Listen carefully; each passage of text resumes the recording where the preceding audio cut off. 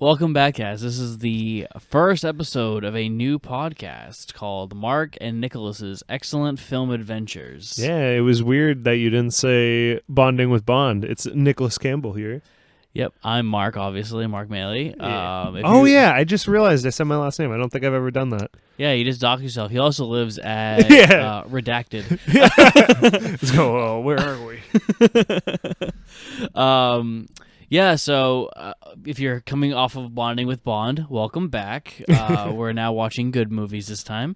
There were good Bond movies. There were, but like this film in itself is better than it's good pretty good chunk. Yeah, of like 80% of them. Yeah, maybe even more. Yeah, I think maybe there's like two better. I don't even think we said what movie it was yet. I want to talk about the podcast first. Oh, okay. I'll stop talking. Yeah, Nick. Yeah, all right. Stop talking on this podcast.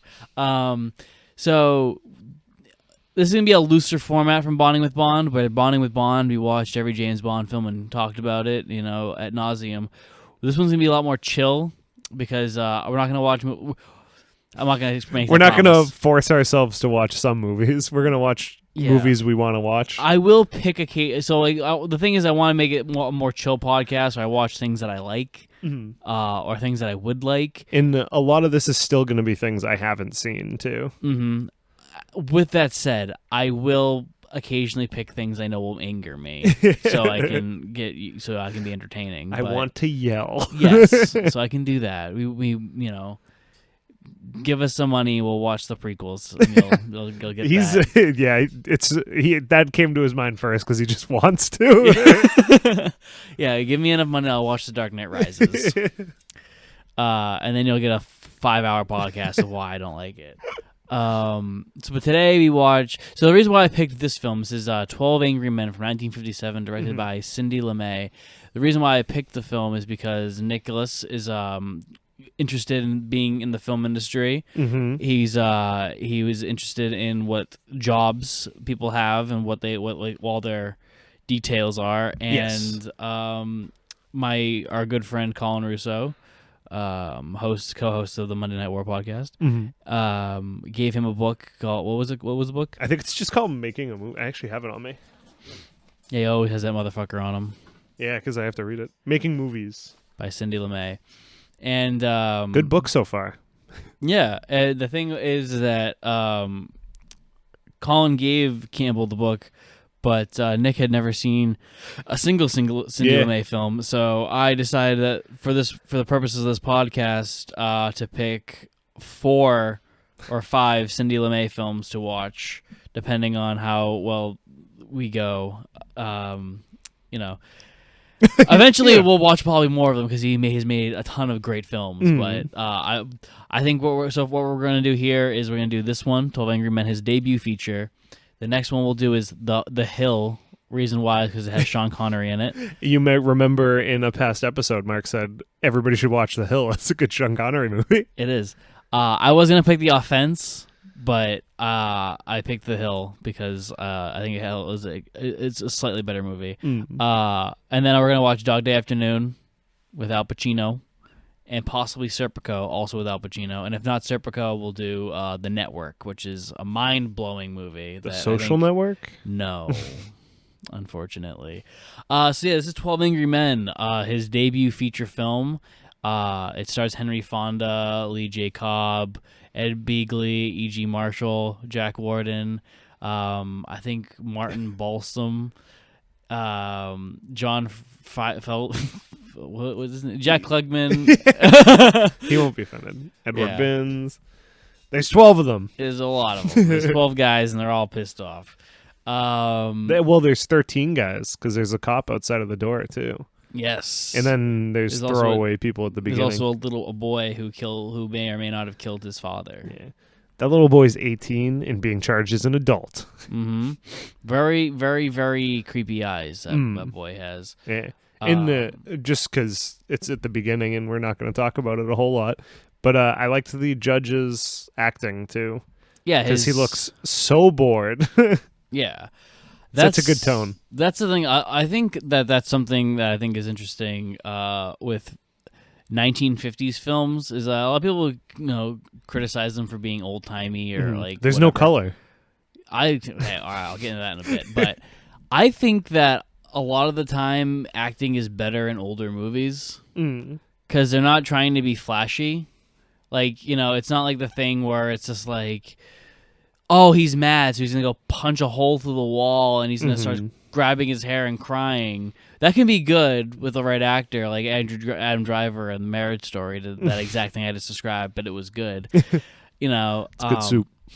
It is.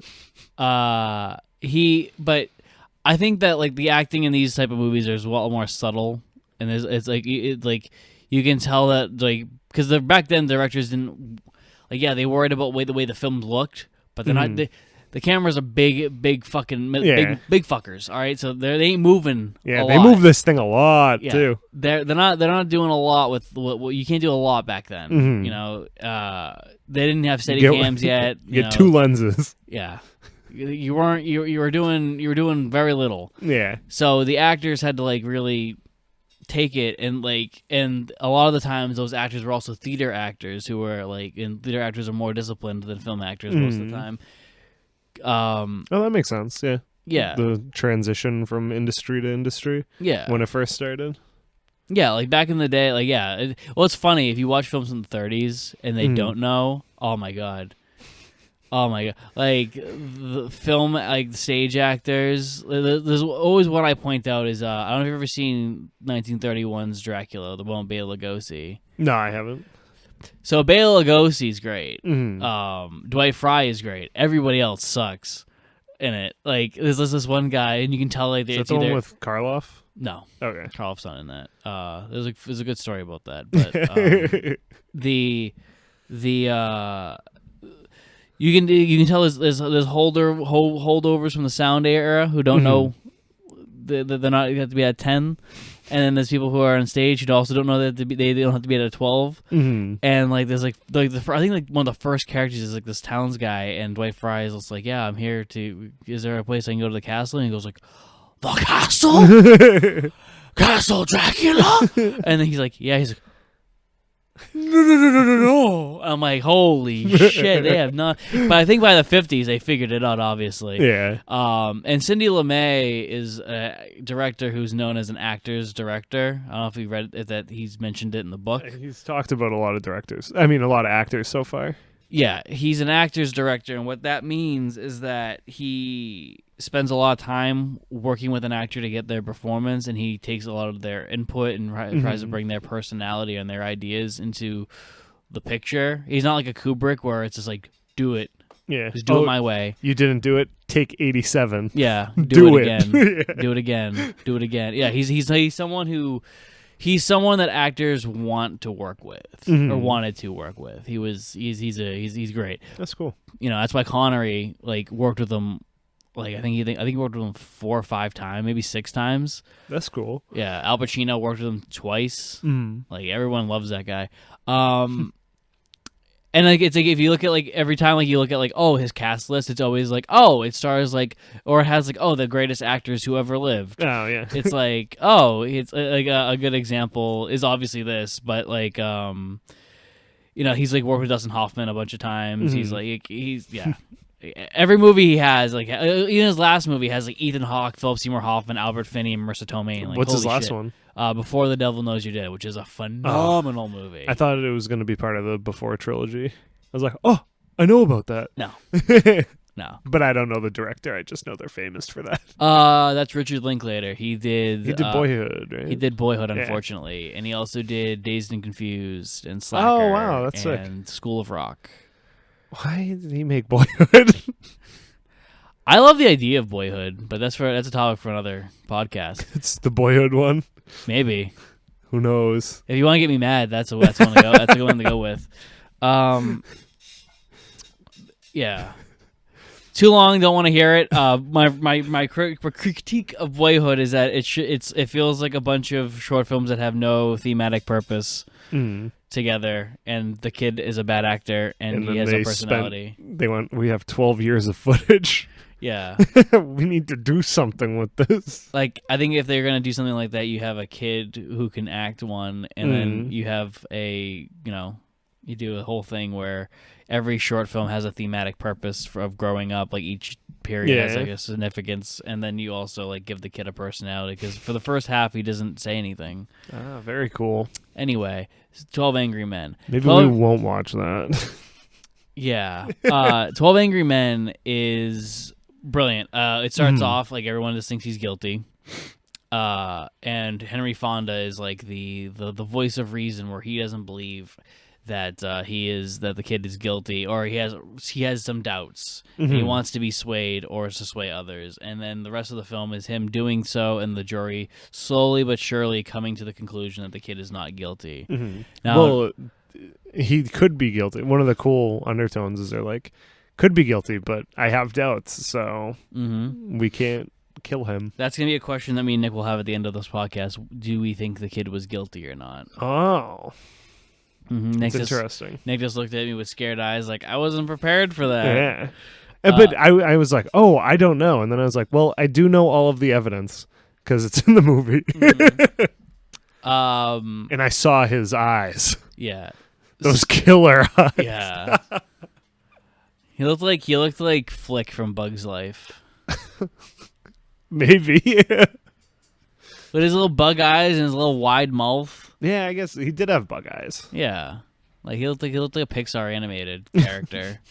So yeah, the film's in black and white, which anybody who's seen any of my films knows that I am a slut for black and white. I don't think the black and white is used to its full potential here at times. I think the sweat looks great, where they're all wearing light clothes. Oh yeah, and they are drenched by the end of this movie, and I feel like I wouldn't have cared as much if it wasn't black and white. I think I'd care about it slightly getting dirty, but the fact that it's like black stains on their clothes, I'm like, wow, they're sweating. Yeah. I know. I love the fact that it's in black and white. I would not want this to be in color. I'm saying I think that the lighting could have been a little better. Yeah, there's some points where they're shooting the close-ups, and the lighting is so inconsistent on all of them. Yeah, it's because it has the 1940s, 50s golden age Hollywood lighting, where it's everything. It has to be a very specific way every shot.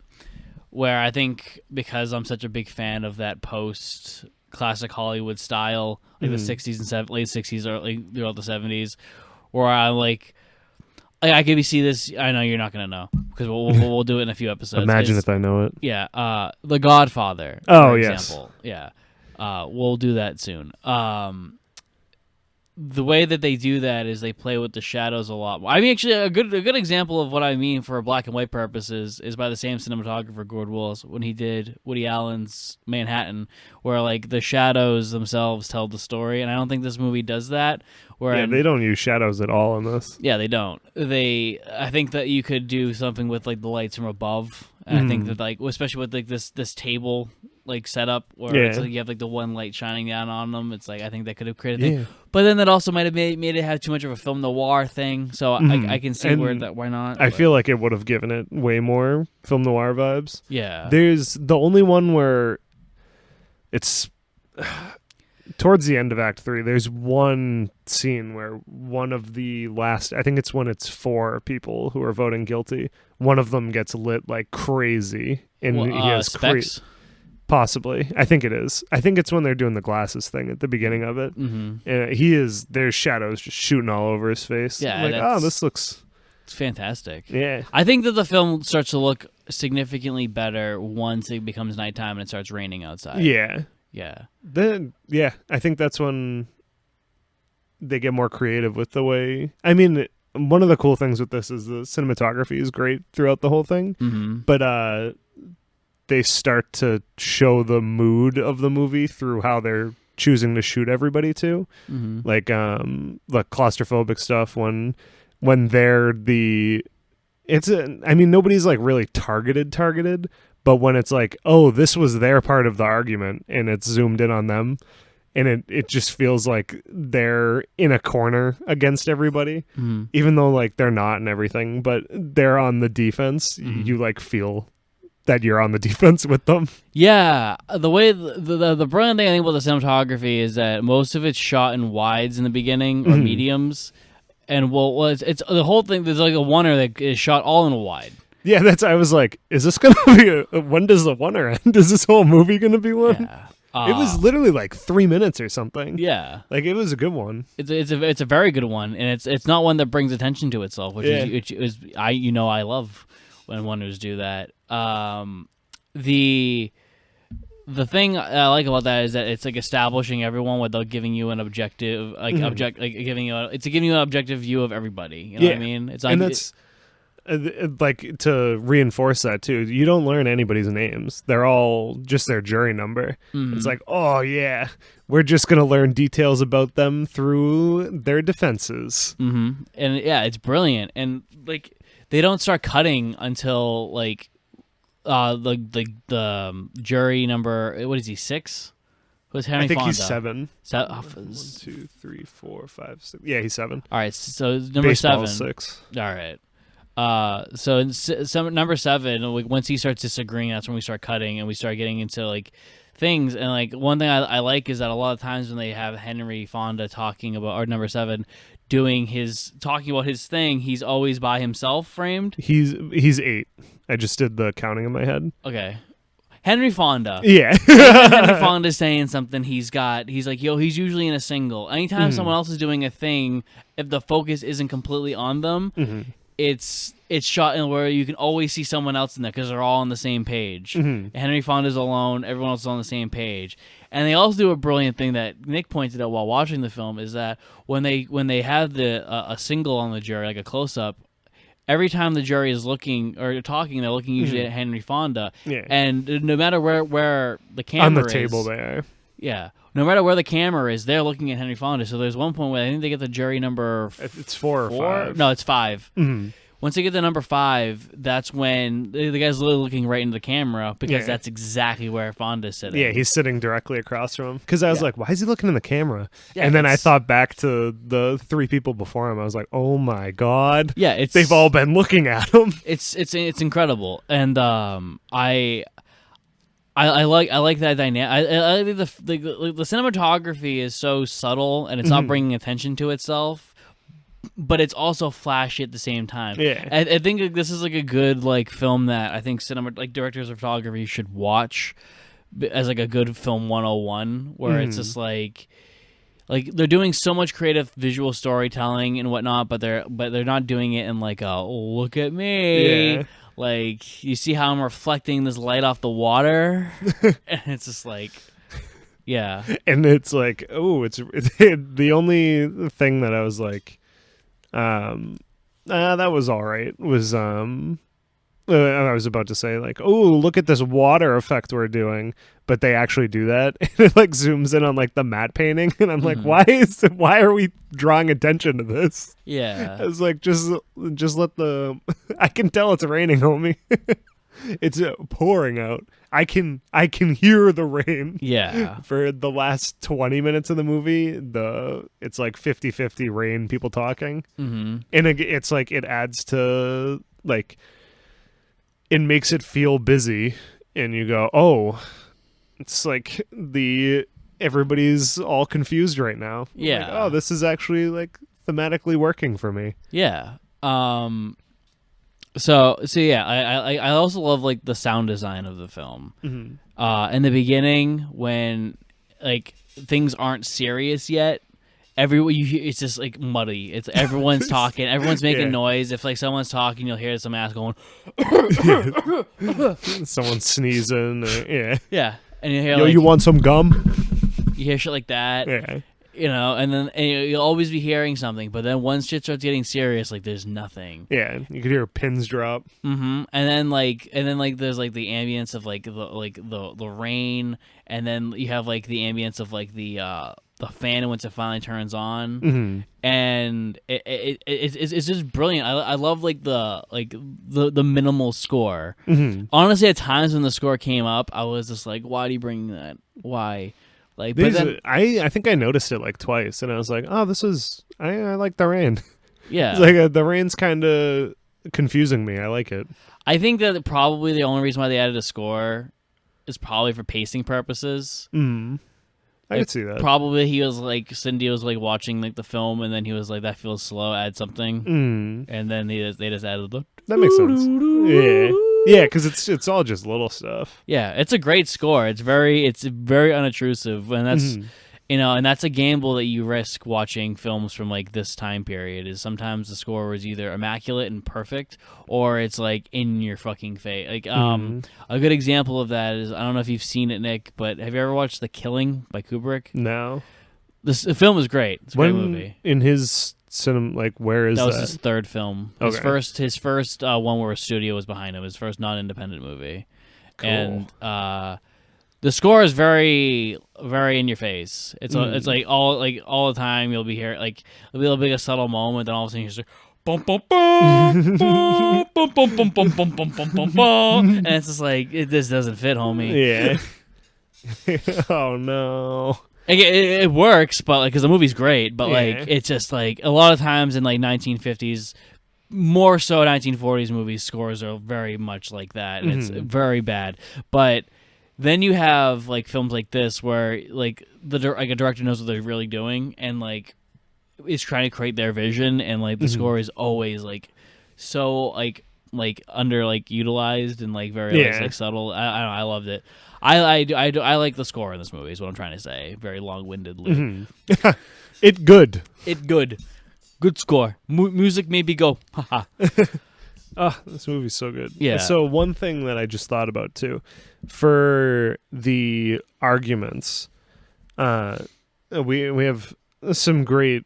Yeah, this movie's so good. I loved everybody who had to be turned. I loved how they got turned. Does the racist happen before the glasses or after? It's I think it's a mix. I think he realizes he's being a racist, and that's kind of what turns him. Yeah. And he realizes that his own ignorance is blinding him, and that's when he sits Which alone. Is great. And then once like the glasses thing gets brought up, he walks over to him, and that's when he's like just shaking his. He never says he's not guilty. You're right. Just shakes his head. Yeah. No, because I was like, I couldn't remember if it was glasses, then racism, then son. No, it's racism, glasses, son. Okay, that's better. I was misremembering it in my head. I was like, yeah, it's kind of weird they did the two biggest arguments next to each other, but the glasses is like the perfect buffer between those two immovable objects. Yeah. That's actually what I want to say. Who is your favorite jury and why? So there's a couple. But you're number one, dude. For what though? Like the one that like you find the most interesting to watch, and the one that like you're gonna like think about after the film. I really like the slum guy who has rebuttals. He's the one on screen right now. Yeah, no, I'm trying to think. I think he's number 5. 4 or 5. I think he's 5. Yeah, he's 5. I keep getting messed up because one's ahead of the table. Well, no, because there's number one is Martin at the head of the table. Number 2 is the hey guys. Number 3 is Jay Cobb. Yeah. Number 4 is Specs. Number 5 is Slum Guy, and number 6 is the guy who kind of looks the painter. Yeah, he's the painter, and then number 7 is the baseball guy, and then number 8 is Henry Fonda. Then yep, and then 9 is old man, 10 is racist. 11 is the watchmaker, and then 12 is the advertisement guy.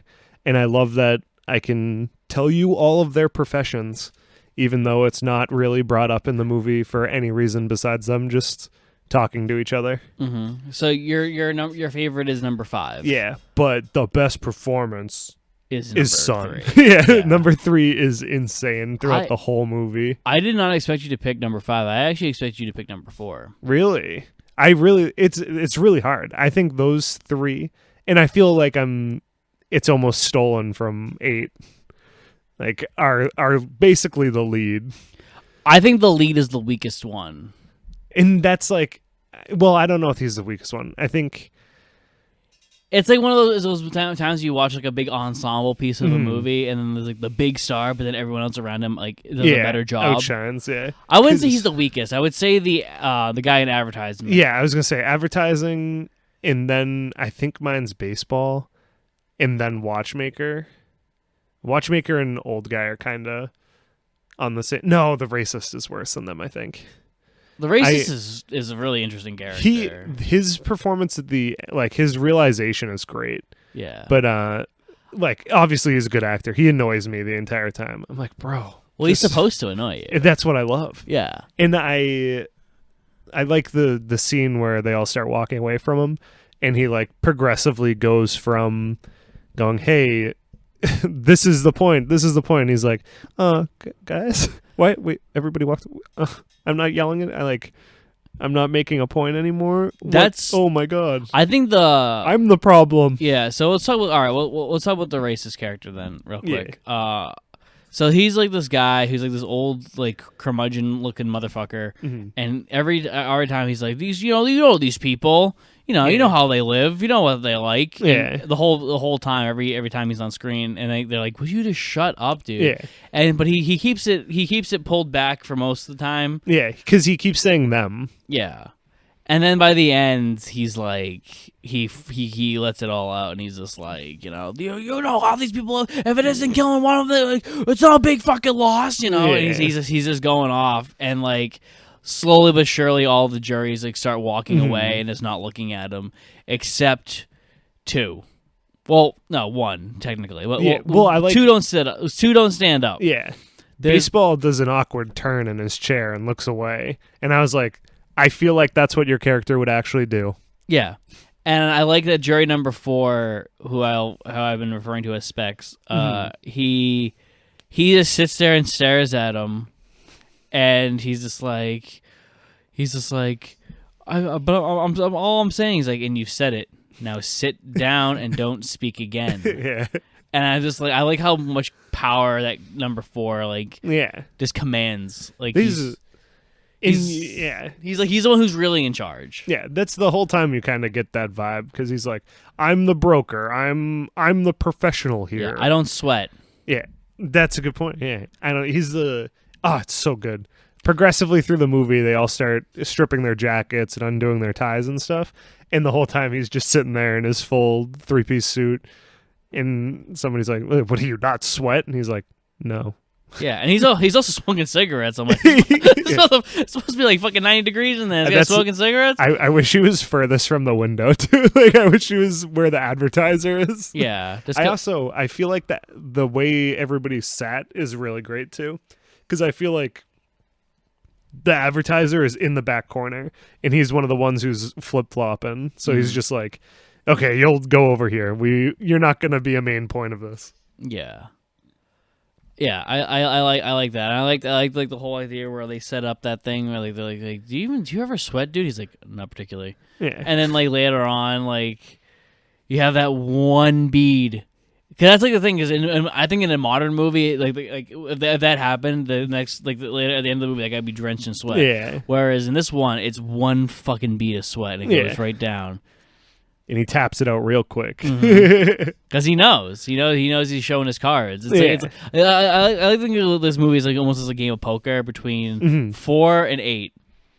Yeah, that's who's playing. Yeah, because that's really when it starts being like, now we have to pry teeth to get everybody to realize that this is a nonsense case. But it's so good. Yeah, my favorite juror is obviously number 3. I love Jay Cobb. I love him in everything that he's done. Oh, it's so good in this. He is, if you haven't seen this movie, watch the movie. And if you like Jay Cobb, which you probably will after you've watched it, I would recommend watching movies like On the Waterfront. And he's also in The Exorcist. There's also a version of Death of the Salesman with him in it. And he is phenomenal. It's so good throughout. Like, he's one of the loudmouths. There's really like 3 people who are like, this is ridiculous. Like, come on, everybody.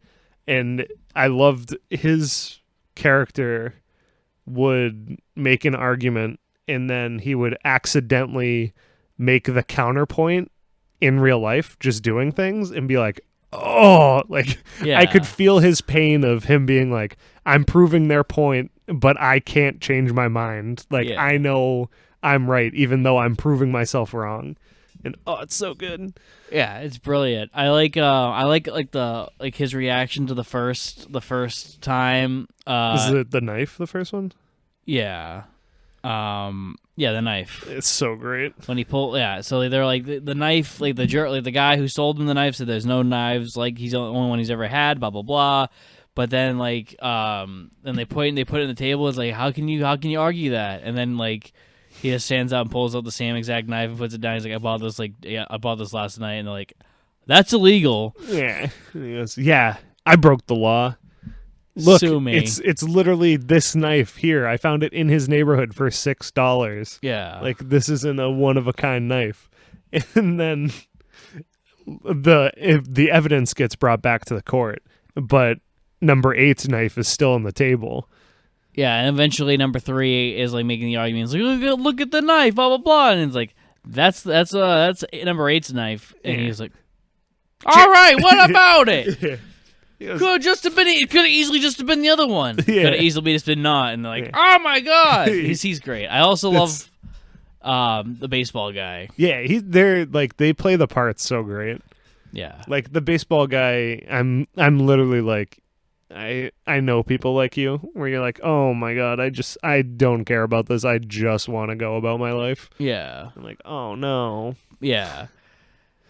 This is kind of important, guys. Yeah. I like that he has like this thing where he ends up agreeing with everybody, but he also like doesn't want to like admit it most of the time. Yeah, and that's like, and oh my god, it's his pride. Yeah, the how deep the characters go in this is amazing, because it's like, yeah, he's like, yeah, they made me flip, but I'm not gonna say that they were right. Yeah. I'm just saying I'm doing not guilty because I want to get out of here. Yeah. And Watchmaker's like, say it. Yeah. You can't just change your vote because you want to leave. Like you have had a change of heart and you don't want to announce that. Yeah. He's like, what kind of man are you? And he's just like, where do you get off? Yeah. Yeah. I love it. I love everything. I love all the acting. Is there anything you didn't like, Nick? I don't really think so, because it's paced really well too. Yeah. I was gonna say I didn't like the rain when it first started. The first like 3 or 4 minutes, I was like, it's kind of hard to hear everybody, and then I was like, okay, yeah, now it's grown on me. Mm-hmm. I loved the costuming was great. I don't know, like besides the lighting and stuff, but like you said, it's part of the times. The only scene I didn't like is the bathroom scene. I think it could have done without the bathroom scene. I think it's nice that there's a moment outside of the room.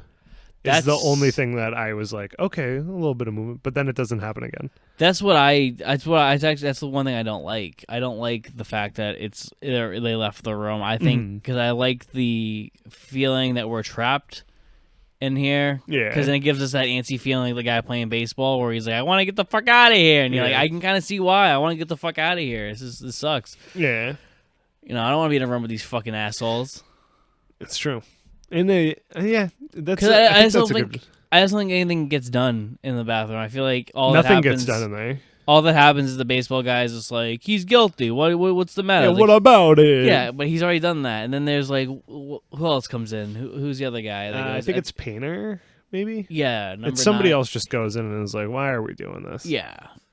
And he's a backseat one too. I'd say he's like, of the important argument makers, he's not one of the big important ones. He's more of a let him talk. Yeah, type character. He's someone who's just there to argue with number 3. Yeah. No, yeah, that's perfect. Yeah, because he's like, I'm going to beat the shit out of this guy. Yeah. Yeah. God, number 3 is so good. He is good. He has a good, like, annoyed yelling voice. Yeah. He has that 1950s actor yelling voice that I love. Yeah. Like that just, I'm a beaten down fucking middle-aged man, and I'm mad. This is the Depression. I hate this. The 50s were not the Depression. I know, but that was the boom. It's a post-war economy. The 1950s economy was incredible. Nick. Was it?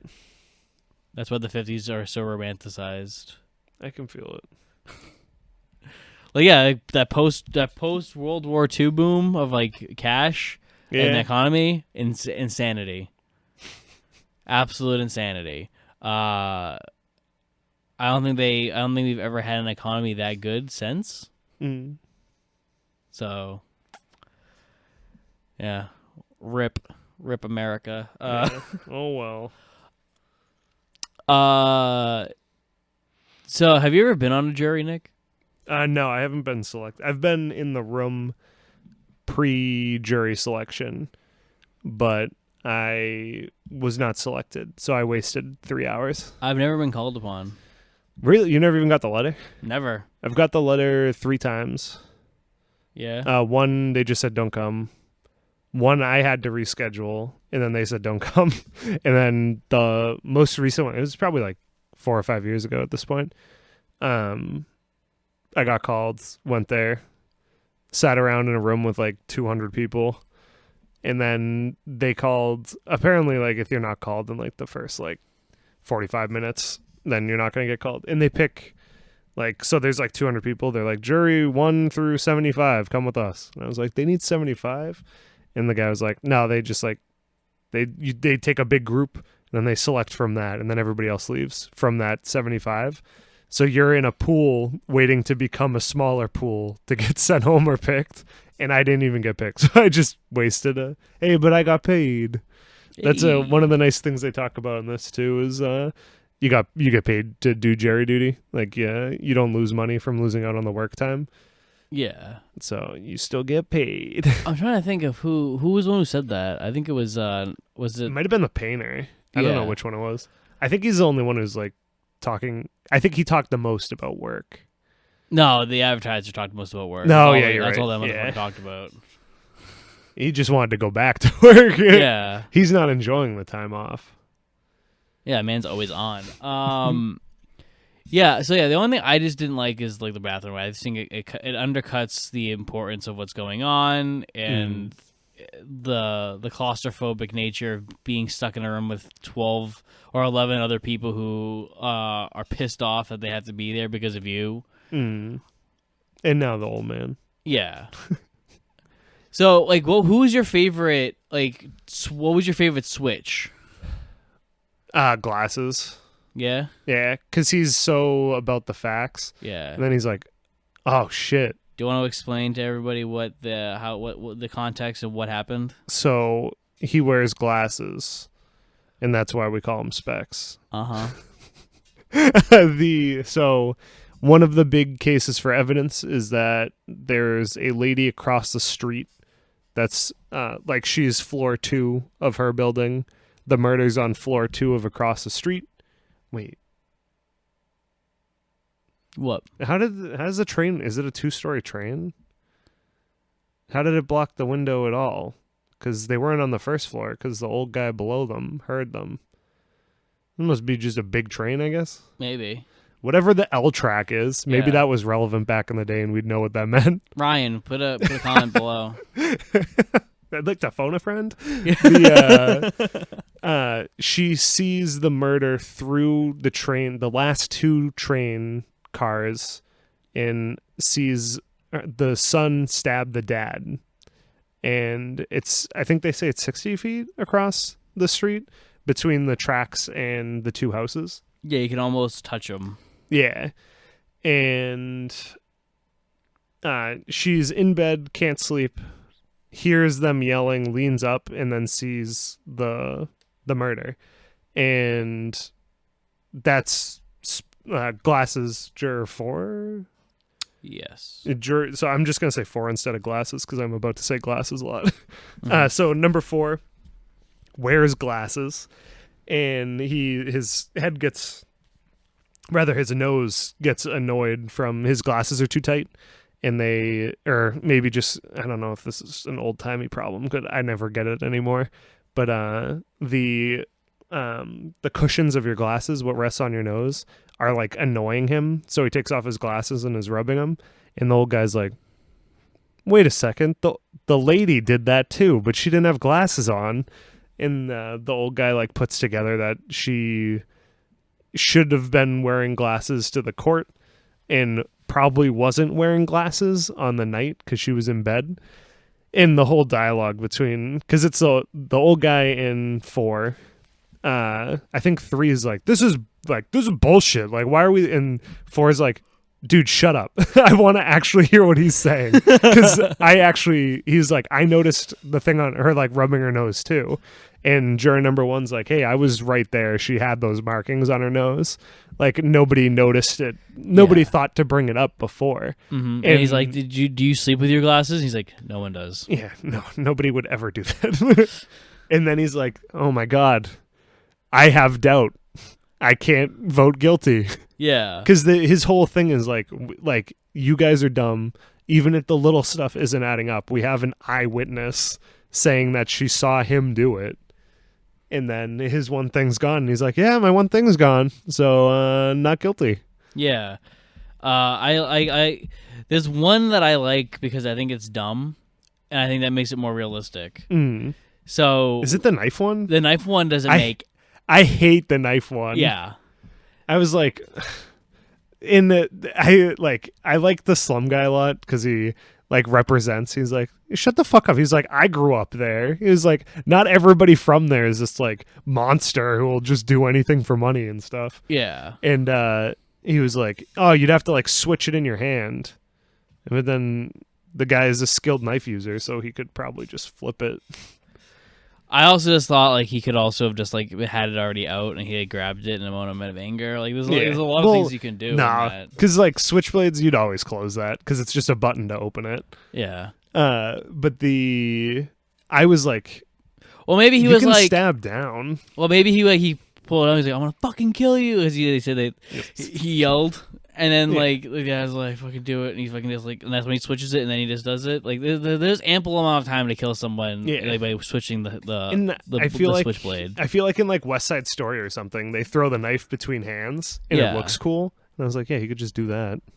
Yeah. And then have it facing the other way. So that one I was like, all right. But as a tall man, I would just stab forward and stab somebody. I would never like stab down, like you're trying to like crack ice or something. Yeah, like you would with like an axe or a hammer or something. Yeah. And I was like, I would never stab down into somebody unless they were like laying down, I guess, like Zodiac style on the beach. I don't know. I think it's a normal thing because the kid's supposed to be shorter than the guy. Yeah. And you're like, well, they would stab up. And I'm like, I don't think he would. I think he would stab down. No, I would just. So think of Chris fake stabbing you. No, I know. Yeah, this was immediately I went, yeah, I guess that's true. I have been fake stabbed by Chris 1,000 times. Yeah. And he is shorter than me. I guess he would probably just go for my gut. Yeah. Rather than take the extra time to swing down where my arms are. Yeah. So I was like, that's interesting. I don't know. I was like, because I think for different reasons, I would think he didn't do that stabbing from the knife argument, because I would assume he would just stab forward. Mm-hmm. Like you just take it out of your pocket and stab. Yeah, because I don't think people stab up either unless you're like going for someone's heart, which that's pretty aggressive. Yeah. The stab down thing, I was like, I felt like they were gonna make the argument that it was somebody taller was stabbing down, and I was like, well, that is the argument that they're making. Well, I meant taller than the dad. Well, no, they're saying that the kid couldn't have done it because he was shorter. Yeah. So they're saying, like, look, you couldn't have done it. It had to have been someone taller. And then, like, number 3 is like, dude, like, it's very... Yeah, it's still an organic movement. Yeah. And he's like, hey, it opens different. And then 5, Slum, is like, no, you wouldn't do it because what the switchblade is how you do it. Have you ever seen a knife fight? And it's just like, yeah, but, like... That's not that one's not an exact science. Yeah, the glasses is different, and I think that's one of the best parts of the movie is they're like, maybe like it's possible. Oh yeah, no, that's what I was saying. Is like I don't like it. I like how stupid it is. I like how dumb like that idea is because it's kind of shows that these guys aren't fucking lawyers. They aren't fucking rocket scientists. They're a bunch of fucking dumb dudes from New York. Yeah, and like one guy's like, yeah, you can't stab down. He's like, oh, you can't stab down. I guess that's why. I guess he didn't fucking kill him. Yeah. And it's like it's cool too because there's a ton of times where they're like, well, why didn't the lawyer just interrogate him more? And they're like, none of them gave a fuck, bro. Literally none of you even cared 10 minutes ago. Nobody cares about this trial. Yeah. Why would they waste their time doing this? It already took, I think they said it took like 6 days for all the evidence they had. It's like, and that's a short fucking trial. Yeah, for killing someone. Yeah. Or not, I mean. Yeah.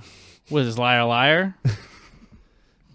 Whole fucking thing gets done one court case, one night. Oh, that's the court-martial one?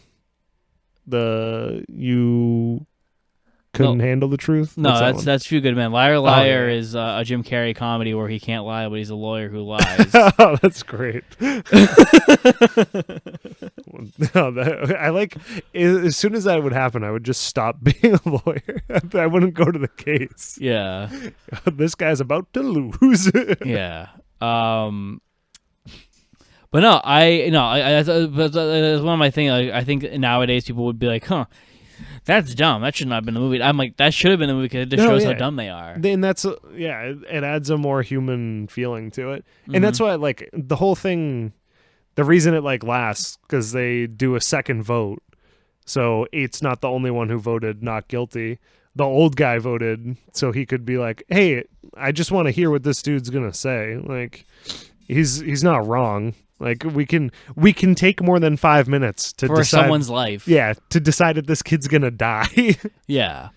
And I loved when I don't remember who calls him out, but they call out 3 for being on like a power trip. They're like, "Oh, you just want to kill this guy. Like it doesn't matter. You just want you're like an avenger. Like you're like a I think he says like an Avenger or something. Yeah. Yeah. He's like Captain America or something. Yeah. And then like he freaks out. He's like, "I'll kill you," and he's like. Oh, yeah. And then he's like, you weren't really going to kill me, did you? And he's like, oh, fuck. Because earlier in the film, like they were talking about how the kid yelled, "I want to kill you" to his father before the father was killed or whatever. And he's just like, yeah, we didn't really mean it. Yeah. Hey, do you always mean it? And he's like, I always mean it.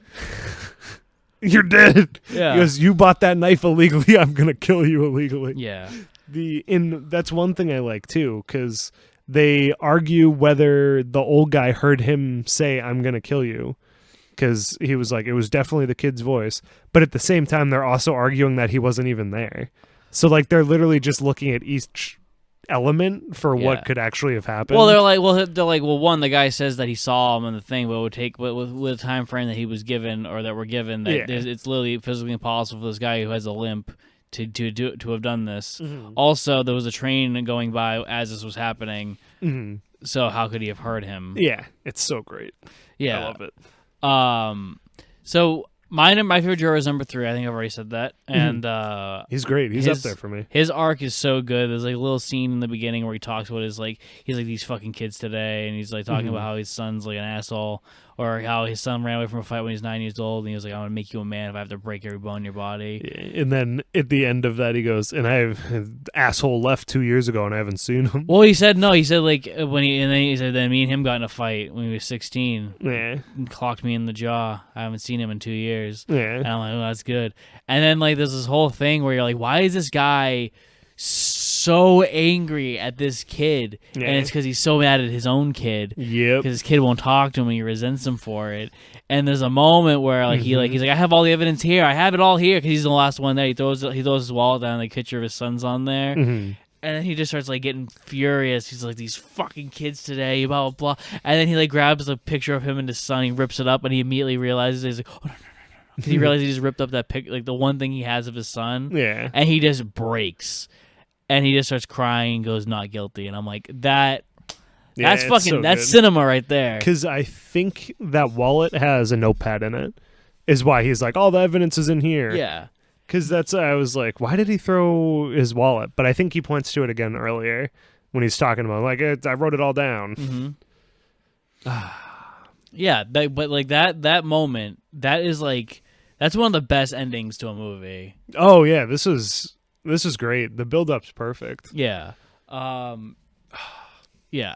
So I think stand-up performance is going to be we're going to do stand-up performances at the end, and you can already tell which one it's going to be for me. Oh yeah. And me. Yeah. So cuz he's Nick, crazy. What who do you think the kid was guilty or not guilty? So I fall in the group of not guilty he didn't do it. Sorry. Not guilty is not the opposite of guilty. It's just you can't prove them guilty. And I don't think you could prove him guilty with what was given. Mm-hmm. So not guilty. I agree. And it's great because you kind of go back and forth during the movie. Because I was like, they go, it couldn't be his. No, the defense is like, it was his knife, but it fell out of his pocket on the way to the movies. I was like, that is the worst alibi for a knife I've ever heard. Yeah. So here's all the evidence that's put against him is that it's his knife. He can't remember the movie he saw during the time of the murder when he was nobody there recognized him. Mm-hmm. The lady across the street saw him, and the old man downstairs saw him running down the stairs and also heard him say, "I'm going to kill you." Yeah. So for the movie stuff too, the reason they know he didn't know what movie was playing, it was from an interrogation that happened on the scene, just because that kind of comes up. Yeah, and number 4 says, like, I would have remembered that, and they like, what'd you do yesterday? What'd you do for that? What'd you do that day? What'd you do this day? And he's like, oh, I saw a movie, and like, what was the movie? He says it perfectly, and he says, what was the second feature? Because back at that movies, you'd see 2 movies at once. And he was like, oh, it was this, and like, no, I saw that. It was called this. He's like, oh yeah, and he's like, who is it? Who was in it? He's like, somebody. He goes, give me a minute, I'll remember. And he remembers, and that's when he starts to sweat. Yeah. That's the first time he sweats, and they're like, you weren't even under that much pressure, and you couldn't remember. Yeah. And he was just like, okay. Yeah. All right, blow that one out. Kind of right. And I think that and the knife one are kind of like the loosest ones, because I'm like, he could also not remember because he didn't go.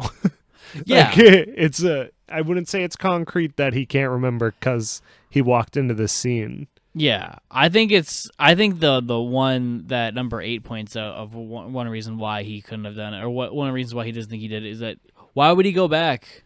Yeah, it's because he left the knife there, and he knows that the police find the knife, they'll bring it back to him. Yeah, I was like, what? I was like, I guess, but he left, saw a movie, and then they're like, but if he did it, he would have heard the girl across the street scream. Yeah. And there's a great thing, too, where they said there's no fingerprints on the knife.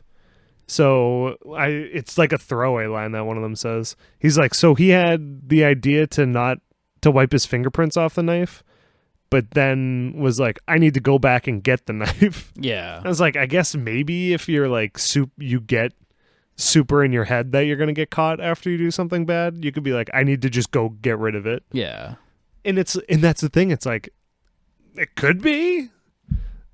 We'll never find out. No. It might have just been was in a movie. We'll find out in the next movie in the 12 Angry Men universe. The 12 CU. Oh, hell yeah. Yeah. I can't wait for Jury Number 3 spin-off Netflix show. Where he's reunited with his son. Yeah. I'm sorry I tore up your picture, son. Yeah. You weren't there for it, but I know that your character has a inexplicable connection to it, even though you weren't there. Mm-hmm. I was the dad. Yeah. And then everybody clapped. Yeah. I don't know why they don't just check the Ring camera to see who walked in the front door. They didn't have, yeah. It's a joke. Yeah. All these security cameras were turned Isn't off. it also great how this being in the 50s, like, it's just like, yeah, they got nothing. Yeah. It creates so much more drama. No cell phones. Yeah. There's 12 dudes just vibing. Not a cell phone in sight. You love to see it. Oh, yeah. They have to draw tic-tac-toe when they're trying to not pay attention. But yeah, that's 12 Angry Men. Let's do, so we're going to have our rank. So similar to Bonding with Bond, unless you have anything else you want to say. No, I think that about sums it up. It's a fantastic movie. Obviously, we left a lot out. And one little thing, I like how much they all move around. Yeah. They're all over the room. I don't think there's besides the ladies' room, I think everything's touched by everybody. Yeah. Yeah. Now, I also remember Nick liked the fact that they had a coat hanger. Oh yeah. Okay, yeah. That's one thing I wanted to swing up. There's a great thing where they're all leaving after they all agree that they said not guilty. Where Jay Cobb number 3 is sitting there in distraught ego death moment. Yeah. And number 8 looks at him. He grabs his coat and he puts it on for him. And I'm like, that's yeah. And it's great because it's a shot of the room I don't think we got yet where the camera is in the closet where the jackets are, and it's looking out as everybody takes their jackets and leaves, and it's just them two left. And I was like, I kind of hope that he gets his jacket for him, and he did. And I was like, nice. It's like, that's a good guy right there. That's a class act. Yeah. The other little thing, I like that the old guy's in the bathroom at the beginning, and everybody's waiting on him, and they're like, can someone just go get him? What is he doing? He's like, oh, sorry, guys. I didn't know you were all waiting on me. Yeah, I was just hanging out. Just taking a little dumper. Yeah, because he walks in the bathroom and then immediately walks out. One of them goes in to check on him, and then they just walk out together. He's like, I was just waiting on the other side of the door. I was waiting for a quiet moment for me to bust out. Yeah. Now we can do the rankings. Yeah, so similar to Bonding with Bond, we're gonna do our pre-title, Best Bond, MI6. No, we're gonna do it much different on this one. I think we're gonna do story, acting, cinematography, score, editing, and I forgot editing. At the end, we'll also put acting standout. Mm-hmm. Do you want to just do that during acting? No, it's just a good a good final ending thing. Yeah, like the best act. That's how he used to Big Bond. It's pick the best one. I think this is a good bookend to a podcast to have this is our wind down every time, as we just do a little bit of rating. Yeah, and also me and Nick will probably make letterbox lists of this stuff where we're not gonna rank them. That would be stupid. Because we're going to watch wildly. Because 1 week we'll be watching 12 Angry Men, the next week we'll be watching fucking... Ice Age 2. Yeah. Literally, we're going to go all over the place. It depends on what we want to watch that week most of the time. So we're not going to be ranking these movies. But we'll put everything that we watch in a list that you can follow along, see our full ratings of what we think of the films. Anyway, what's the first one, Nick? Story? Hold on. I'm just pasting it in my notepad. Yeah, story. All right. I'm going to give the story of this a 5 out of 5. This is perfect. It's a perfect story. Every little minute detail is dragged out to its full extent. There's not a single thing out of place other than the bathroom. But I don't think that's a problem with the story. I think that's just a problem with the screenplay. Yeah. But storyline-wise, I love everything about this. The characters are all perfect. They all have distinct personalities and motivations, and very distinct voices, which I like. That's a really good point. I didn't really think about that, but there were times where people were off screen, and I was like, oh, I know who's talking. Yeah. Even with the painter, it was like, oh, painter's talking. I think during the knife scene, they have a lot of people talking out of frame. Yeah. And I'm like, I know who's talking right now. Yeah, it's brilliant. Acting, 5. Oh, 5. Yeah, I don't think, even the weakest people are still good. Number 2 is, all right, but it's great. Yeah, because he's perfect. Yeah. I wouldn't cast anybody else in that. And his descent from being, the happy-go-lucky dude to being I'm all out of fucking mints. Yeah. It's so great. I came here to say someone's not guilty or guilty and eat some mints. Yeah. And I'm all out of fucking mints.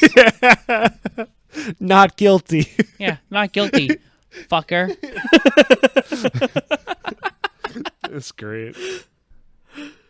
Yeah, acting great. Cinematography is the next one. I'm going to give it a 4 out of 5. I gave it a 4 too. I don't think they explored the lighting enough, but I do think they did enough with what they had for the little room. Camera movements and everything. Enough diversity from what they were using. Yeah, the shots themselves are fantastic, and I think it'd be stupid to remake this movie. They've done it multiple times. Oh, have they? Yeah, usually made for TV. Nothing like in theaters. It's usually like in like the late the 90s where they were just remake classics as for TV. Is there one with like George Clooney in it or something?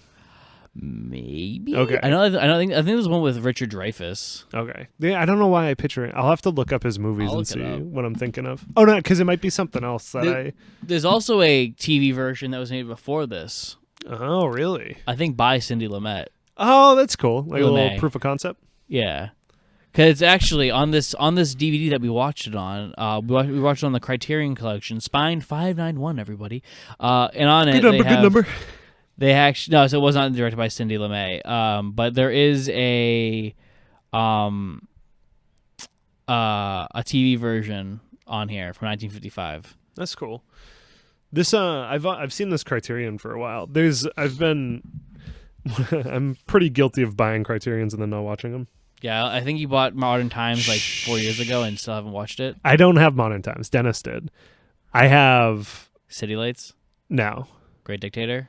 I've watched Great Dictator. What Charlie Chaplin movie did you buy and then you not watch? 'Cause I remember you told me you bought a Charlie Chaplin movie because I'm a huge Chaplin. And you're like, I can't remember which one. I think you bought Modern Times. I don't think I have it. But this is the prime example of I buy Criterions and then don't watch them. Because I go, I'm going to save this for a rainy day.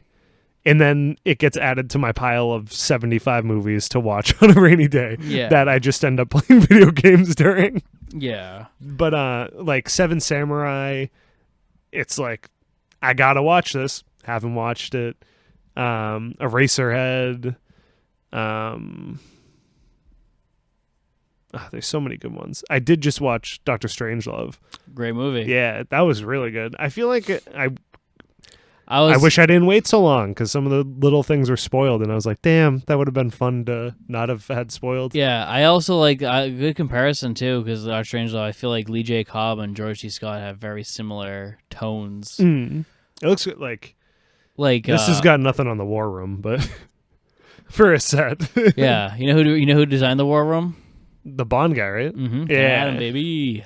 There's no flying ninjas in, but it's still a good room. Yeah, that movie's good. But yeah, but if you have access to Modern Times or City Lights, Nick, I recommend it because Charlie Chaplin is one of the goats. Yeah, I really liked, again, like I don't know what made me watch Great Dictator, but I just saw it on YouTube. I just watched the movie, and there's the like speech in it. I had it like memorized in high school. I was like, damn, I don't know why this random ass old ass movie spoke to me so much. His movies are all good. I think he made one movie I don't like, and it was his last one when he was like 80, and I'm like, yeah, that's fair. And it's also the only one he made that he didn't star in. And so it's just like, but when he stars in a movie, every time it's home run. I can't believe that didn't spike. Oh, did it? No. I'm impressed because that was a good noise. That little mouth noise that he just made, like, resonated in the room. Yeah, it was a good noise. Good suction. I'm good with my mouth. Score 1 because it's there. I'm gonna give it a 2. Maybe a 2.5. I'm not offended. My favorite part of the score is the rain. I like the opening theme. Yeah, the opening theme was pretty good. I don't remember it though. Yeah. So, like, all I can think of right now when talking about score is I watched the new Dune recently, as in like 4 hours ago. I watched it again, and I'm just thinking of like the over the top. Yeah, like, I watched godly movie. I watched The Cable Guy, before I watched this, so nice. That's the one with Jim Carrey and Matthew Broderick. Never mind. I'm thinking of The Burbs.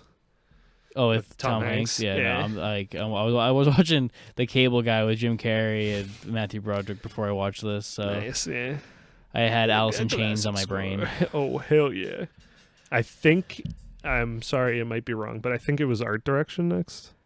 Yeah, art direction's a good one. Art direction, I'd probably give a 4. It's it's subtle. There's not much going, but like the things like The little like closet with the racks looks nice. Like I like the piles of cigarettes and ashes. Yeah, I like the broken fan, or that's broken most of the movie, and then like they turn the light on, and then it works, and like, oh, it's the same switch. Who would have thought? And showing how dumb they are. Yeah, nobody tried the switch for the fan. Like the picture, like the picture of like the sun and everything. Like yeah, it's a good art direction. All the outfits are fantastic. Yeah, it's not really. It's cool now. Because I'm like, oh, wow, a glass top bubbler. That's pretty cool. But that's like just probably what they had then. Yeah. I think it looks better than the plastic ones. It looks way better. Yeah. I think most things in like that the mid 20th century aesthetic look better. Like the things from the 50s, 60s, and 70s. They always look better than whatever we have now. And they usually lasted longer because they were designed to last and not That's what I hate now. Yeah, you get a fridge from like the 70s and it still works. You buy a fridge from 2004 and it's dead. Yeah, everything's built to need to be changed. It's like phones. Phones is like the best example. Yeah, what's that term called when it's like designed to like? I can't remember. Yeah. I don't know if you could see me trying to get it while I was saying that. I was like, there's a word for designing, because a lot of it comes. I only know I'm getting is like upselling, but that's not what it is. Yeah, it's like phones are designed with shitty batteries so that in 4 years you can have a charge for an hour, and you go, okay, I need a new phone. Yeah. It's the best. Capitalism, late stage. But yeah, art direction is pretty good. What's next? Editing, I think. Editing, which fucking is 5. Is there a lot of editing in this? Yes. Oh. There's a lot, and it's great because every time they cut, it means something. Oh, okay. I feel that.